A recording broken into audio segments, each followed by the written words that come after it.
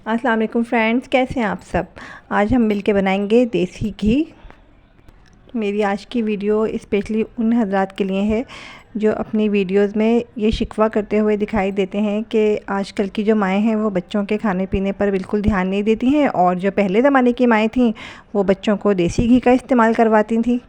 किसी भी दौर की हो, माँ तो माँ होती है और माँ बहुत अनमोल होती है। अल्लाह ताला सबकी माँओं को सलामत रखे।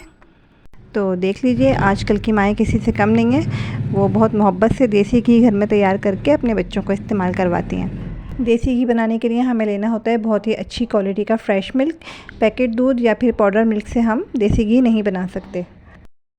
तो हम क्या करते हैं कि दूध को बॉयल होने के लिए चूल्हे पर रख देते हैं, और इसमें बॉयल आने के बाद इसको 10 मिनट तक धीमी आंच पर पकने देते हैं।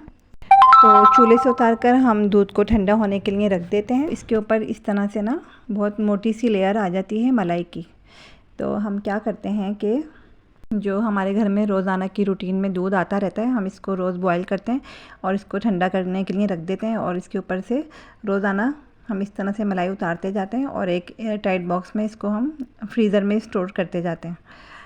तो अब ये मेरे पास एक फ्रीज़ किया हुआ एयर टाइट बॉक्स था मलाई का भरा हुआ। तो इसका मैं आपको घी बनाने का तरीका बताऊंगी। तो ये अभी काफ़ी जमा हुआ है, हम इसको निकाल के रख देंगे 2 घंटे के लिए फ्रिज से बाहर, फिर हम इसका घी बनाना स्टार्ट करेंगे। तो ये देखिए, सारी की सारी मलाई जो थी वो सॉफ्ट हो चुकी है। अब हम क्या करेंगे कि एक पतीली लेंगे जिसमें हमें घी तैयार करना है। उसी पतीले में हम सारी मलाई डाल देंगे और फ्लेम को ऑन कर लेंगे। तो बहुत ही लो फ्लेम पर हमें इसको पकाना है काफ़ी टाइम तक, और चम्मच चलाते रहना है बहुत एहतियात के साथ कि नीचे से जले नहीं। अब हम इसको जो है ना फ्लेवर या कलर देने के लिए इसमें कुछ भी ऐड नहीं करेंगे, बस सारी तवज्जो हमें इस बात पर देनी है कि हम चम्मच चलाते जाएं और इसको नीचे से जलने ना दें। अच्छा, घी बनाने का एक दूसरा तरीका भी होता है जिसमें हम पहले मक्खन बनाते हैं, लेकिन उसमें टाइम काफ़ी ज़्यादा लग जाता है।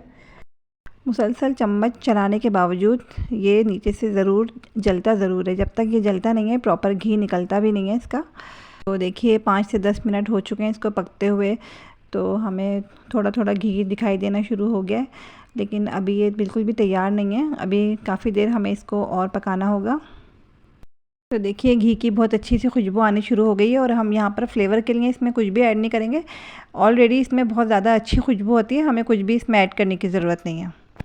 तो ये देखिए काफ़ी तेज़ी से कुक हो रहा है, और इसकी जो छींटें हैं वो अब उड़ के लगने लगी हैं। कलर इसका काफ़ी चेंज हो गया है।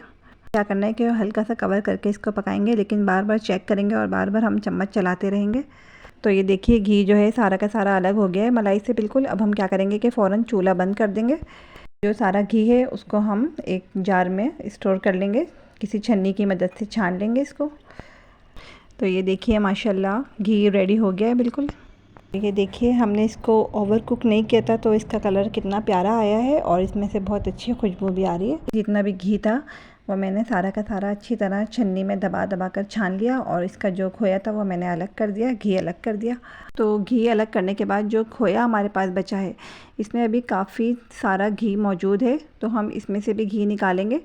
तो हम क्या करेंगे कि जिस पतीली में हमने घी बनाया था ना, उसी पतीली में ये सारा का सारा जो खोया है वो डाल देंगे, और उसमें हम थोड़ा सा पानी ऐड कर देंगे और उसे 5-6 मिनट तक कुक कर लेंगे। तो देखिए पानी ऐड करने के बाद हम इसे दोबारा से पका रहे हैं, और पकने के बाद हमें क्या करना है कि इसको भी हम छन्नी से अच्छी तरह छान लेंगे। तो इसको छानने के बाद जो पानी मिलेगा इसमें काफ़ी सारा घी मौजूद है, उसको हम क्या करेंगे कि फ्रिज में रख देंगे। आधे 1 घंटे के लिए फ्रिज में रख देंगे। फ्रिज में रखने से क्या होता है कि इसका जो घी होता है वो अलग हो जाता है और पानी अलग हो जाता है। तो देखिए फ्रिज में रखने के बाद आप देख सकते हैं कि कितना ज़्यादा घी इसमें मौजूद था।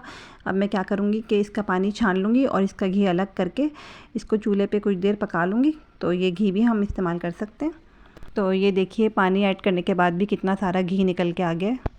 घी निकलने के बाद जो पानी हमारे पास बचा है इसको हम ज़ाया नहीं करेंगे, इसको हम कहीं भी इस्तेमाल कर सकते हैं। खोया भी हमारे पास मौजूद है, इससे काफ़ी सारी मिठाइयाँ बनाई जाती हैं। अगर आपको पसंद हो तो आप वो भी बना सकते हैं। तो देखिए आजकल मौसम थोड़ा सा ठंडा है, तो घी थोड़ा सा जम भी गया है, और इसमें से बहुत अच्छी खुशबू आ रही है, और इसका कलर आप देख सकते हैं। तो देखिए हमने यहाँ पर कलर के लिए या इसकी स्मेल को अच्छा करने के लिए कुछ भी ऐड नहीं किया था, और इसमें से फिर भी बहुत अच्छी खुशबू आ रही है। अगर आपको रेसिपी पसंद आई हो तो लाइक एंड शेयर ज़रूर कीजिएगा। और अब मुझे दीजिए इजाज़त, फिर मिलेंगे नई रेसिपी के साथ। जब तक के लिए अल्लाह हाफ़िज़।